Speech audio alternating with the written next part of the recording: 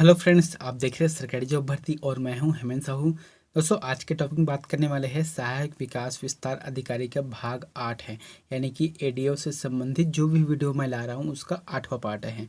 और आज का जो वीडियो है वहाँ 2017 में पूछे गए क्वेश्चन आंसर है, उसका तीसरा वीडियो है। इससे पहले मैंने 2 वीडियो ऑलरेडी यूट्यूब पर अपलोड करके रख दिए हैं।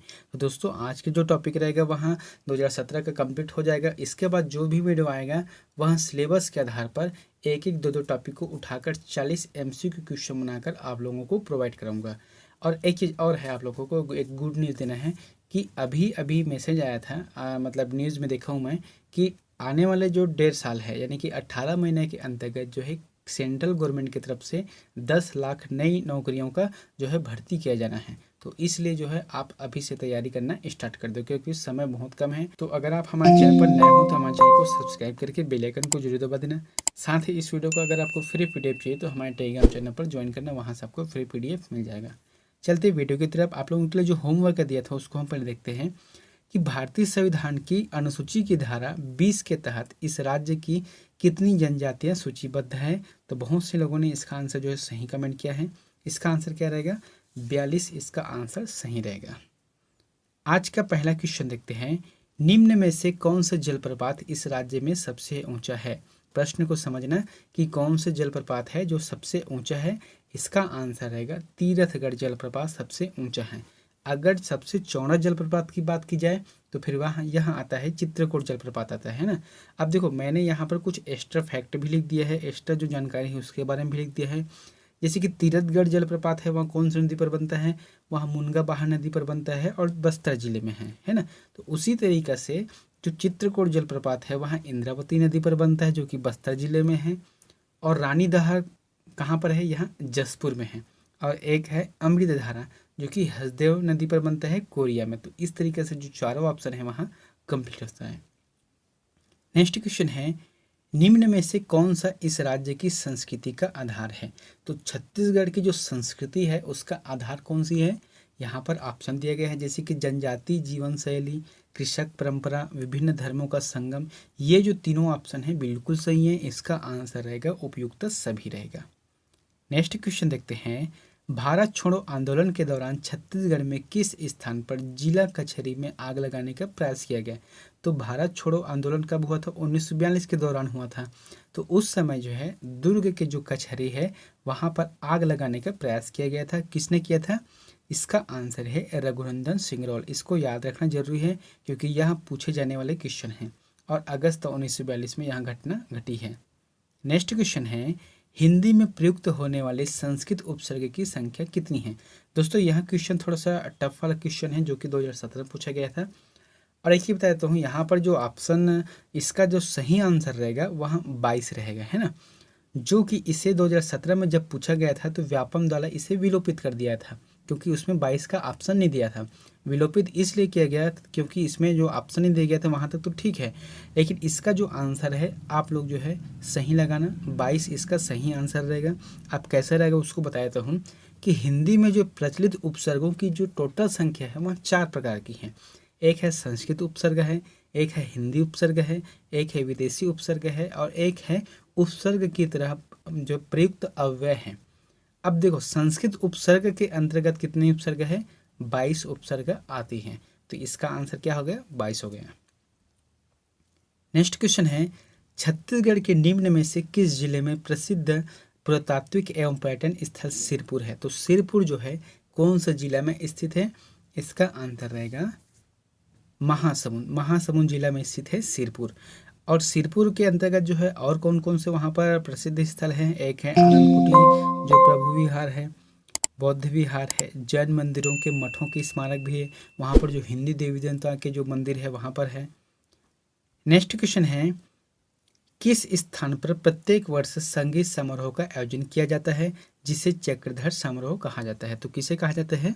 इसका आंसर रहेगा रायगढ़। रायगढ़ में जो है प्रति वर्ष संगीत समारोह का आयोजन किया जाता है। अब देखो, जब प्रति वर्ष संगीत समारोह का आयोजन किया जाता है तो वहाँ किस वर्ष से स्टार्ट हुआ है? 1985 से स्टार्ट हुआ है, जिसे किया था राजा भूपाल देव ने प्रारंभ किया था। और कब से कब चलता है? गणेश चतुर्थी से अनंत चतुर्थी तक यहाँ चलता है। और इस बार 2021 में हुआ है वहाँ 37वें क्रम का हुआ है, और 2022 में होना है वहाँ कब होगा, गणेश चतुर्थी और अनंत चतुर्थी, यानी कि जो नवंबर के महीने हैं उसी आसपास में होगा। नेक्स्ट क्वेश्चन है, छत्तीसगढ़ के जनजातीय लोगों द्वारा निम्न में से कौन सा लोक नृत्य किया जाता है जो किसी परंपरा पर आधारित हो, है ना। तो छत्तीसगढ़ एक कृषि प्रधान राज्य है, तो कृषि प्रधान राज्य होने के नाते यहाँ के कौन से ऐसे जो नृत्य है जो किसी परंपरा पर आधारित है, इसका आंसर रहेगा कर्मा। कर्मा नृत्य जो है कृषि परंपरा पर आधारित नृत्य है। अब यहाँ पर लिख दिया है कि जनजाति लोगों द्वारा, लेकिन ज़्यादातर जो सामान्य लोगों द्वारा इसको नृत्य किया जाता है। नेक्स्ट क्वेश्चन है, मुरिया, मारिया एवं डोरला छत्तीसगढ़ की निम्न में से किस जनजाति की उप जनजाति है। तो कौन से जनजाति है जिसकी उप जनजाति मुरिया, मारिया और डोरला है, इसका आंसर रहेगा गोंड जनजाति की है। नेक्स्ट क्वेश्चन है, इनमें से किस इस राज्य की जनजातियों की संस्था घोंटुल का अध्ययन किया है, यानी कि जो जनजातियों की संस्था है घोंटुल, उसका अध्ययन किसने किया है यहाँ पर, इसका आंसर रहेगा वेरियल एल्विन ने जो है घोंटुल का अध्ययन किया है। और जो अध्ययन किया है वह विशेष रूप से किया है, उसके बारे में बहुत सारा जो है अलग अलग जो विषय लिखा गया है, जैसे कि सबसे मेन चीज़ है क्या है, द मुरिया एंड देयर घोंटुल, है ना, घोंटुल का जो अध्ययन किया है। इसके अलावा जो है the Baigas, the Agaria, the Gaur का भी इन्होंने उल्लेख किया है। नेक्स्ट क्वेश्चन है, इनमें से भारत के वर्तमान मुख्य निर्वाचन आयुक्त कौन है। तो यहाँ पर जो 4 ऑप्शन दिया गया है, तो इसमें से मुख्य निर्वाचन आयुक्त वर्तमान में कौन है भारत की, इसका आंसर रहेगा राजीव कुमार। राजीव कुमार भारत के मुख्य निर्वाचन आयुक्त है, जो कि 15 मई 2022, यहाँ पर मैंने 15 लिख दिया है, इसको सुधार लेना प्लीज़, है ना, 2022 रहेगा, 15 मई 2022 से है और 25वें क्रम का है। और इसका सेवा काल कब तक से है, 65 वर्ष या फिर 6 वर्ष, जो पहले हो जाए इतने दिन तक यहाँ अपने सेवा देगा। नेक्स्ट क्वेश्चन है, 2022 में किस देश में G20 का सम्मेलन आयोजित होने जा रहा है। तो 2022 में कौन से देश में G20 का सम्मेलन होने जा रहा है, इसका आंसर रहेगा इंडोनेशिया। इंडोनेशिया में 2022 का G20 सम्मेलन होने जा रहा है। यहाँ पर कुछ एक्स्ट्रा फैक्ट देख लेते हैं कि इंडोनेशिया का जो बाली शहर है यहाँ पर होने वाला है, जो कि 15 और 16 नवंबर 2022 को होगा, और जब होगा तो वहाँ G20 सम्मेलन का 17वें क्रम का होगा। नेक्स्ट क्वेश्चन है, वर्तनी का संबंध निम्न में से किससे है। तो वर्तनी का जो संबंध रहता है वह किससे है, इसका आंसर रहेगा भाषागत ध्वनि के उच्चारण में। जो भाषागत ध्वनि के उच्चारण में वर्तनी का संबंध रहता है। नेक्स्ट क्वेश्चन है, भारत के राष्ट्रपति निर्वाचित होने के पूर्व श्री रामनाथ कोविंद निम्न में से किस राज्य के राज्यपाल थे। देखो अभी वर्तमान में जो रामनाथ कोविंद जी भारत देश के राष्ट्रपति हैं, तो वह राष्ट्रपति बनने से पहले किस राज्य के राज्यपाल हुए थे, इसका आंसर क्या रहेगा, बिहार आ जाएगा। नेक्स्ट क्वेश्चन है, भारतीय संविधान के किस अनुच्छेद यानी कि 324 द्वारा किस स्वतंत्र संस्था के गठन का प्रावधान किया गया है। तो अनुच्छेद 324 में कौन सी स्वतंत्र संस्था के गठन का प्रावधान किया गया है, इसका आंसर रहेगा निर्वाचन आयोग। हालांकि देखो यहाँ पर जो सभी आयोग है वहाँ स्वतंत्र संस्था है, लेकिन अनुच्छेद 324 की बात की है तो फिर निर्वाचन आयोग इसका सही आंसर आएगा। इसके बाद जैसे कि लोक सेवा आयोग है, तो लोक सेवा आयोग का अनुच्छेद 315 के ए में कहा गया है। उसके बाद राज्य पुनर्गठन आयोग है, तो इसको जो है अनुच्छेद 3 के अंतर्गत रखा गया है, राज्यों को गठन संबंधी प्रावधान को।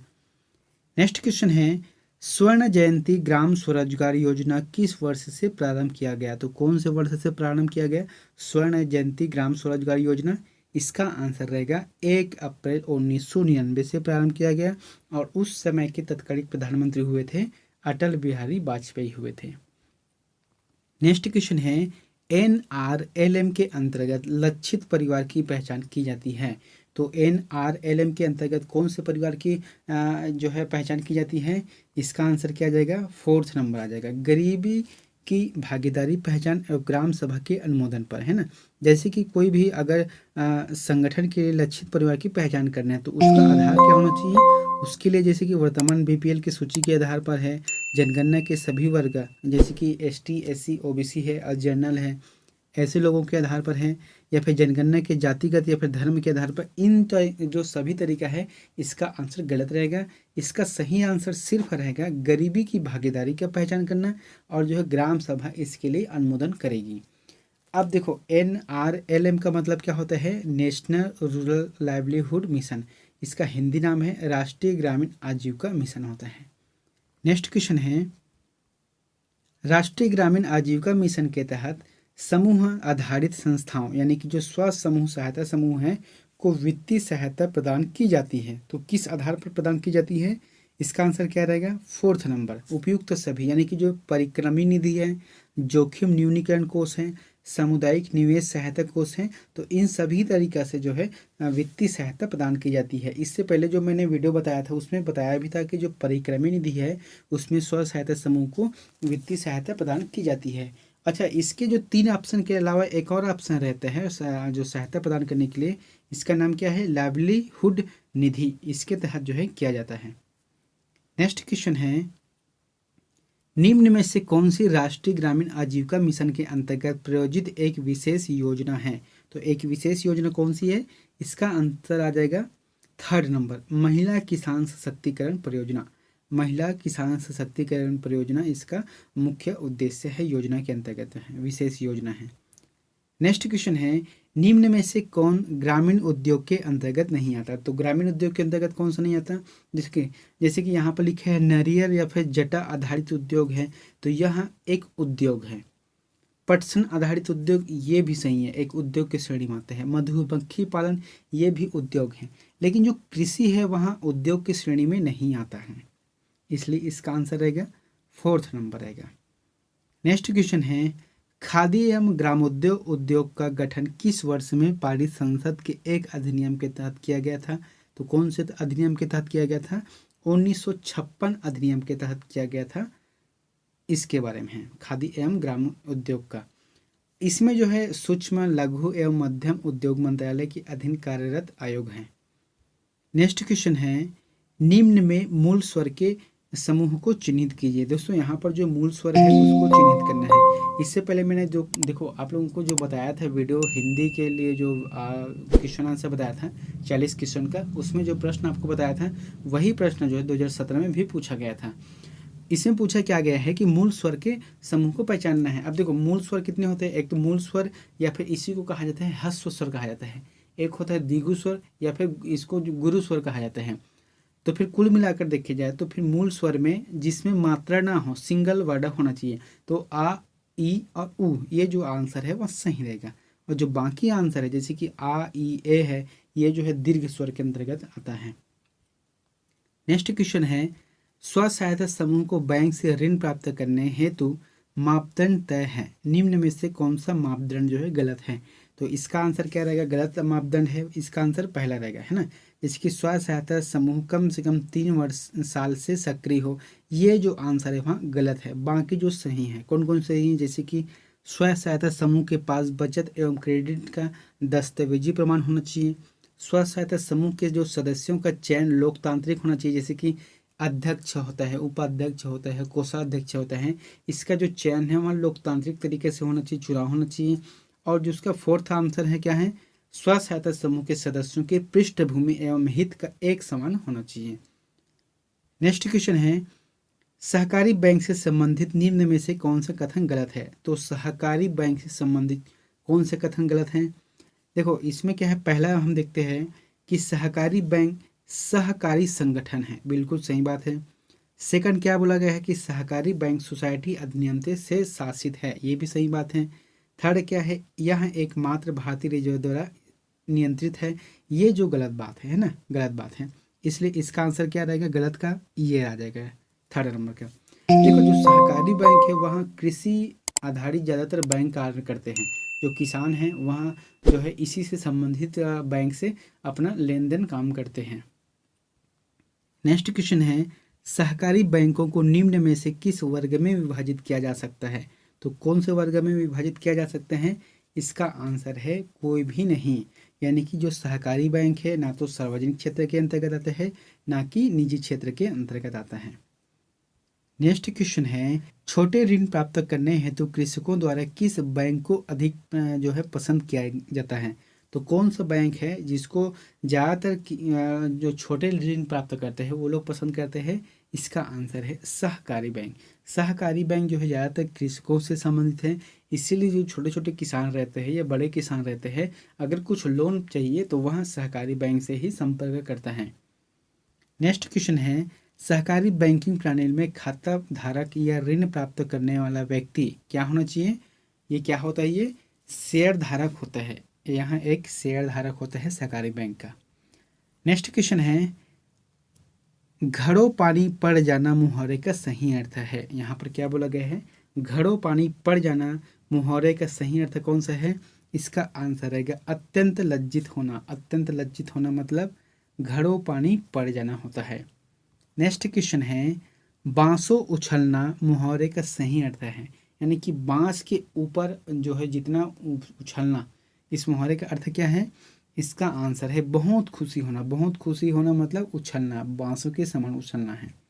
नेक्स्ट क्वेश्चन है, ऑनलाइन वेब पोर्टल जो कि कृषि मंडियों को जोड़ता है ताकि किसानों को विभिन्न मंडियों पर प्रचलित दरों के बारे में जानकारी मिल सके। तो यहाँ पर की आ जाएगा।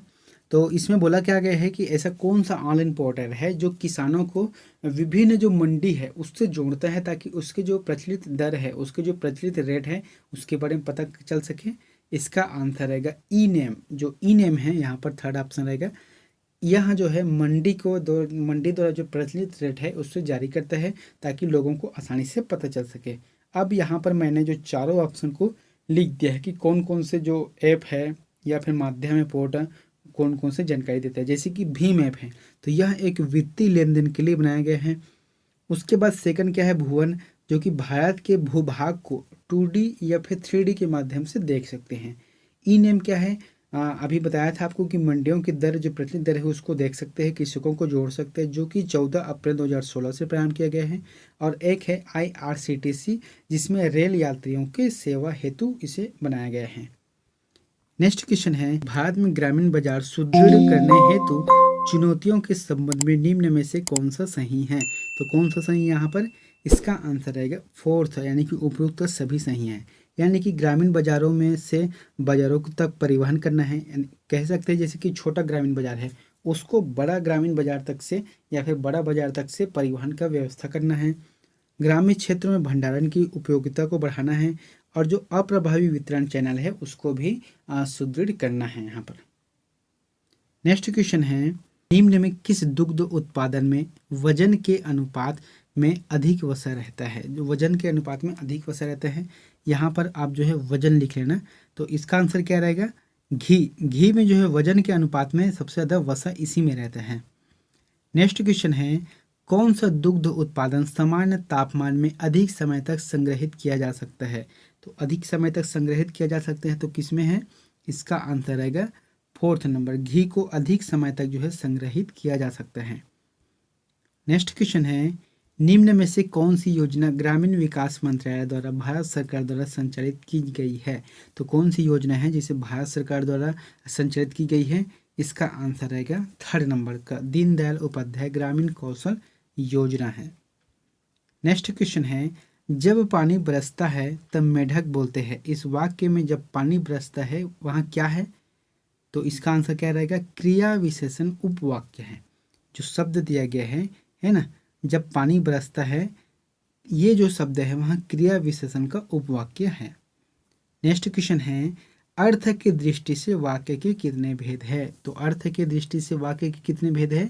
इसका आंसर रहेगा 8, है ना। 8 जो इसका आंसर सही रहेगा। देखो वाक्य के 2 भेद है, एक अर्थ के दृष्टिकोण से है और एक रचना के दृष्टिकोण से है। तो यहाँ पर प्रश्न क्या बोला गया है? अर्थ के दृष्टि से। तो अर्थ के दृष्टि से 8 है। कौन कौन से है? एक विधिवाचक है, निषेधवाचक है, आज्ञावाचक है, प्रश्नवाचक है, विस्मयवाचक है, संदेहवाचक है, इच्छावाचक है और संकेतवाचक है। ये जो 8 प्रकार है वह अर्थ के दृष्टि से है और एक रचना की दृष्टि से भी होता है जो कि 3 प्रकार से होते हैं। नेक्स्ट क्वेश्चन है, ग्राम पंचायत के सरपंच को प्रत्यावर्तन के विषय में सही क्या है? यानी कि जो ग्राम पंचायत के सरपंच है वहाँ उसको अगर प्रत्यावर्तन करना है तो इसके विषय में क्या सही है? इसका आंसर क्या रहेगा? एक तो सबसे पहले गुप्त मतदान होना चाहिए उसके लिए, ठीक है।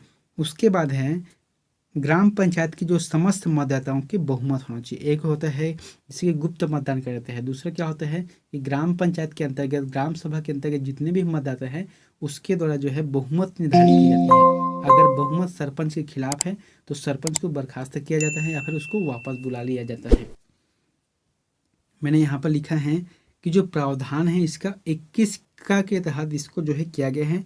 जब जब सरपंच ग्राम पंचायत के निर्देशों को नहीं मानते हैं या फिर मनमानी कर रहे हैं तब गुप्त मतदान से वापस बुला लिया जाता है। नेक्स्ट क्वेश्चन है, निम्न में से कौन से कार्य ग्राम पंचायत के द्वारा किए जाते हैं? तो कौन से कार्य है जो ग्राम पंचायत के द्वारा किए जाते हैं? इसका आंसर क्या रहेगा? एक है स्वच्छता का कार्य किया जाता है ग्राम पंचायत के द्वारा, एक है सफाई का भी कार्य किया जाता है ग्राम पंचायत द्वारा, ग्रामीण सड़कों का निर्माण भी किया जाता है, और जो है जन साधारण के बीच सामान्य चेतना की जागृति में वृद्धि करना है। यानी कि 1, 2, 4, 5 इसका सही आंसर रहेगा। नेक्स्ट क्वेश्चन है, संज्ञा किस प्रकार का शब्द है? तो संज्ञा कौन सा प्रकार का शब्द है? दोस्तों यहाँ क्वेश्चन बार बार पूछे जाते हैं। संज्ञा एक विकारी शब्द है, यहाँ पर आंसर देगा विकारी। अब देखो इसके अंतर्गत और कौन कौन से आते हैं, जैसे कि विकारी का, जैसे कि लिंग, वचन, पुरुष, कारक, काल आदि से रूपांतरित होते रहते हैं। इसके अंतर्गत जो है संज्ञा, सर्वनाम, विशेषण और क्रिया आते हैं जो कि एक विकारी है। अगर पूछ जाता है कि सर्वनाम किस तरह के वाक्य है या किस तरह के शब्द हैं, तो यहाँ एक विकारी शब्द है। नेक्स्ट क्वेश्चन है, सूचना के अधिकार अधिनियम 2005 के अंतर्गत निम्न में से कौन से कथन सही नहीं है? तो कौन से कथन सही नहीं है? यहाँ पर देखो इसमें जो है थर्ड नंबर का जो आंसर है वह गलत है। यदि सूचना केंद्रीय, राज्य, सार्वजनिक सूचना प्राधिकरण से संबंधित है तो 40 दिनों के अंतर्गत जो है देनी पड़ेगी। ये जो बात गलत है, कैसे बात गलत है यहाँ पर मैंने टिप करके लिख भी दिया है। जैसे कि लोक सूचना अधिकारी होते हैं, उसके पास अगर आवेदन दे तो 30 दिनों के भीतर वहाँ हमको रिप्लाई करेगा, है ना। सहायक लोक सूचना अधिकारी के पास अगर भेजते तो 35 दिनों के अंतर्गत जो है सूचना करेगा। उसके बाद जो है प्राण एवं दैविक स्वतंत्रता की सूचना हो तो फिर 48 घंटे के अंतर्गत जो है सूचना देना अनिवार्य है। नेक्स्ट क्वेश्चन है दोस्तों, यहाँ क्वेश्चन आप लोगों के लिए होमवर्क है, तो इसका आंसर हमें कमेंट बॉक्स पर जाकर जरूर बताएं। आप लोगों के प्रश्न है कि संख्या विशेषण कितने प्रकार के होते हैं? तो संख्या विशेषण कितने प्रकार के होते हैं?